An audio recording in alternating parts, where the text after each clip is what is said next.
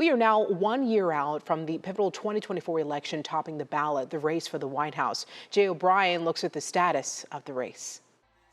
1 year out from the presidential election and former President Donald Trump returning to the spotlight, numerous polls show him dominating the Republican primary field despite spending much of the last few months in court, facing 4 history-making indictments in New York, Florida, Washington, D.C., and Fulton County, Georgia. The last 2 centering on Trump's alleged attempts to overturn the results of the previous presidential election. We have one set of laws in this country, and they apply to everyone. To all 4 indictments, the former president pleading not guilty, his base undeterred. Other Republican voters yet to coalesce around an alternative to Trump. Florida Governor Ron DeSantis calling for a new generation of GOP leadership.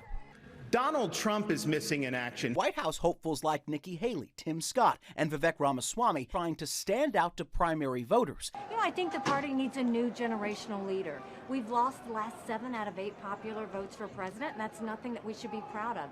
3 candidates already calling it quits, including Trump's former vice president, Mike Pence. It's become clear to me, this is not my time.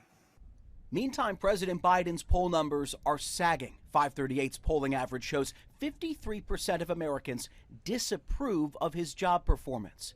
The president pitching voters on what he says are a string of successes. When I came to office, this nation was flat on its back. I knew what to do. I vaccinated the nation and rebuilt the economy. Age expected to be a defining factor in this race. Biden and Trump will be in their 80s by the end of a 4-year term. Candidates also forced to grapple with America's role on the world stage amid Israel's war against Hamas and Ukraine's continued defense against Russia's invasion. American leadership is what holds the world together.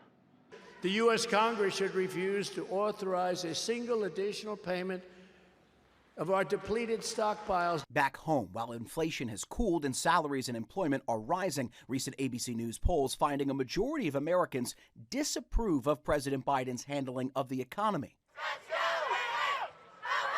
And more than a year out from the Supreme Court overturning Roe v. Wade and a midterm election rocked by the debate over abortion rights, voters promising to once again make that a defining issue, all as voters warn the nation remains deeply divided.